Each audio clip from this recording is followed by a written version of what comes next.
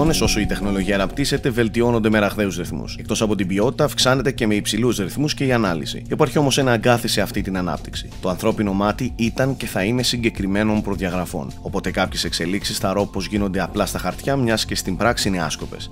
Είμαι ο Σάκης Καρπάς, βλέπετε Unboxholics και αυτό είναι το Sony Xperia Z5 Premium, το πρώτο smartphone της αγοράς με 4K οθόνη. Παρά τα προβλήματα που αντιμετωπίζει το mobile τμήμα του ιαπωνικού κολοσσού, προσπαθεί να καινοτομήσει και τα καταφέρνει. Στα χέρια μου από τη Sony έφτασε η review έκδοση, οπότε δεν έχω τίποτα να σας δείξω όσον αφορά τη συσκευασία. Κάτι που μου δίνει την ευκαιρία να μπω απευθείας στην ουσία. Το Z5 Premium σε γενικές γραμμές ακολουθεί το δρόμο που έχει χαράξει το μεγαλύτερο μέρος των Xperia συσκευών και δεν ξεφεύγει από το συνηθισμένο σχεδιασμό της Sony. Υπάρχει ένα μεταλλικό πλαίσιο στο περίγραμμα με καμπυλωτές άκρες, ενώ στο μπροστά και πίσω μέρος αποτελείται από γυαλί. Το γυαλί, το οποίο να τονίσω πως δεν είναι γκορίλα, αν και ελαιοφοβικό, είναι ιδιαίτερα επιρρεπές σε δαχτυλιές. Το κράτημα στο χέρι είναι ικανοποιητικό, δίνει την πρέπουσα ακριβή αίσθηση και συνεχίζει να μοιάζει περισσότερο με κόσμημα παρά με συσκευή καθημερινές χρήσης. Προσωπικά, αν και γνωρίζω πως είναι ανθεκτικό, το τόσο πολύ γυαλί το φοβάμαι. Μάλιστα, δεν είναι τυχαίο πως το τηλέφωνο ζυγίζει 180 γραμμάρια. Η παράδοση της Sony να δίνει στην αγορά διάβροχα τηλέφωνα συνεχίζεται κανονικά και στην τελευταία αναβαρχίδα της. Το Xperia Z5 Premium είναι αδιάβροχο με βαθμονόμηση IP68 και αυτό σημαίνει ότι μπορείτε άνετα να το βουτήξετε στο νερό για μερικά λεπτά. Μην το παρακάνετε όμως.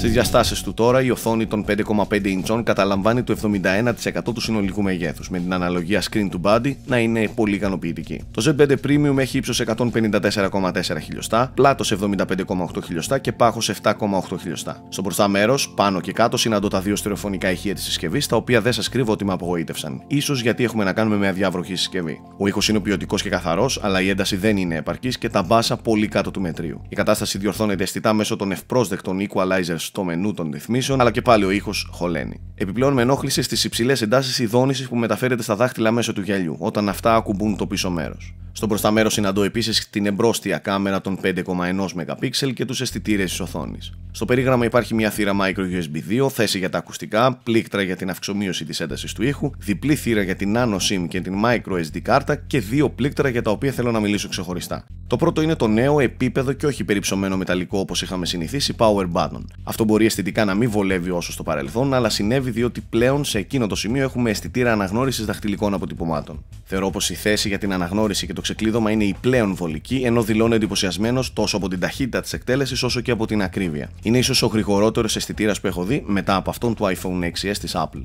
Το δεύτερο πλήκτρο είναι το αποκλειστικά για το άνοιγμα της κάμερας πλήκτρο, το οποίο φυσικά χρησιμοποιείται και ως κλίστρο. Κατά την άποψή μου, και αυτό το έχω αναφέρει πολλές φορές στο παρελθόν, εφόσον τα τηλέφωνα έχουν αντικαταστήσει τις φωτογραφικές μηχανές του σήμερα, πρέπει να ενσωματώνουν ένα τέτοιο πλήκτρο. Πριν περάσω στο highlight της συσκευής, στην 4K οθόνη, επιτρέψτε μου να αναφερθώ εντάχει στα υπόλοιπα τεχνικά χαρακτηριστικά. Το Z5 Premium ενσωματώνει το Snapdragon 810 chipset της Qualcomm, που αποτελείται από δύο τετραπύρινους επεξεργαστές χρονισμένους στα 1,5 και 2 GHz και τον Adreno 430 που είναι υπεύθυνος για τα γραφικά. Για την ιστορία, αν και έχουμε το Snapdragon 810 της πρώτης γενιάς, δεν συνάντησα κάποιο πρόβλημα υπερθέρμανσης, κυρίως λόγω της καλύτερης θερμικής πάστας αλλά και των σωλήνων χαλκού που χρησιμοποιήθηκαν από τους μηχανικούς της Sony. Η συσκευή έρχεται με 3 GB μνήμης RAM και 32 GB διαθέσιμου αποθηκευτικού χώρου με δυνατότητα επέκτασης όπως προείπα. Στα της μη αποσπόμενης μπαταρίας τώρα, φοβόμουν λιγάκι την 4K οθόνη, για την οποία θεωρούσα πως τα 3430 mAh δεν θα είναι αρκετά. Η Sony επιμένει πως το τηλέφωνο βγάζει άνετα 2 ημέρες χρήσης, αν και στις δικές μου δοκιμές το τηλέφωνο έμπαινε στην πρίζα κάθε ημέρα. Νομίζω πως σε πιο φυσιολογική χρήση ισχύουν πράγματι αυτά που ισχυρίζεται η εταιρεία. Στα θετικά και οι λειτουργίες στάμινα και ultra στάμινα που είναι ικανές να επεκτείνουν κατά πολύ τη διάρκεια της μπαταρίας. Τέλος, η συσκευή υποστηρίζει αναμενόμενα όλα τα δημοφιλή 3G και 4G LTE δίκτυα κινητής τηλεφωνίας. Και περνάω τώρα στο selling point του Z5 Premium, την 4K οθόνη. Καταρχάς, πρέπει να ξεκαθαρίσω πως η οθόνη μετατρέπεται σε 4K μόνο όταν το περιεχόμενο είναι 4K ανάλυσης, κυρίως στα βίντεο. Στα μενού και στις περισσότερες εφαρμογές έχουμε μια οθόνη ανάλυσης 1080p.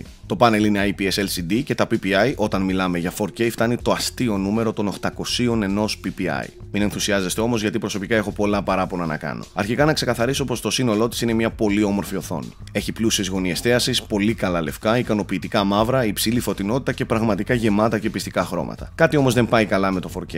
Στα πλάνα που παρακολουθείτε βλέπετε το ίδιο 4K βίντεο στην ίδιων διαστάσεων 2K οθόνη του LG G4 και στην οθόνη του Z5 Premium. Τα pixels, όπως μπορείτε να διακρίνετε, είναι εμφανή εμφανέστερα στο Z5 Premium και εμφανίζονται με ένα παράξενο και σε σημεία ενοχλητικό πλέγμα. Και δυστυχώς αυτό το φαινόμενο ήταν αισθητό και σε άλλα 4K βίντεο. Δεν ξέρω αν στα χέρια μου έφτασε προβληματική συσκευή ή αν κάτι δεν πάει καλά με το software και το upscaling, αλλά αυτό που συνάντησα εγώ όσες μέρες είχα τη συσκευή στα χέρια μου είναι πλήρως απογοητευτικό ως προς το 4K του πράγματος. Συνεχίζω. Το Z5 Premium έρχεται με την 5.1.1 έκδοση του λειτουργικού Android, ενώ έχει γίνει νήξη από τη Sony ότι περιμένουμε κάποια στιγμή μέσα στους επόμενους μήνες και το Marshmallow. Το λειτουργικό το βρήκα καλό, χωρίς όμως εκπλήξεις. Οι δευτερεύουσες και τις περισσότερες φορές αχρίαστες εφαρμογές της Sony δηλώνουν και πάλι βροντερό παρόν, ωστόσο με αυτό το hardware όλα κυλούν ομαλά. Το τηλέφωνο είναι εξαιρετικά γρήγορο, δεν κολλάει πουθενά, παίζει εκπληκτικά τα παιχνίδια και γενικά προσφέρει όπως αναμένεται μια πραγματικά ταχύτατη λειτουργία. Αυτό που δεν μου άρεσε είναι το μενού της κάμερας. Το βρήκα λιγάκι παραπάνω περίπλοκο από ό,τι θα έπρεπε. Από την άλλη, θετική βρήκα την ύπαρξη manual mode που τα τηλέφωνα με ικανή κάμερα πρέπει πλέον να έχουν οπωσδήποτε. Όσον αφορά την κεντρική κάμερα των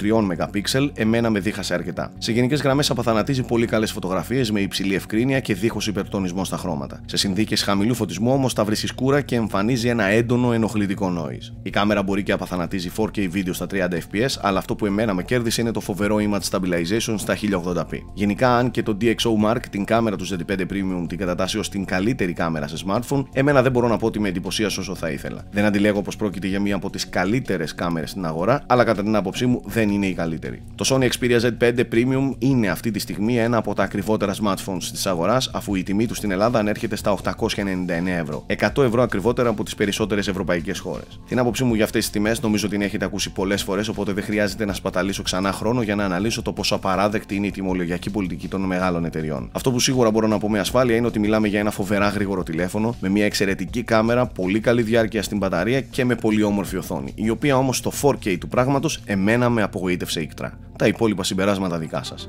Αυτά από εμένα, τα λέμε στο unboxholics.com.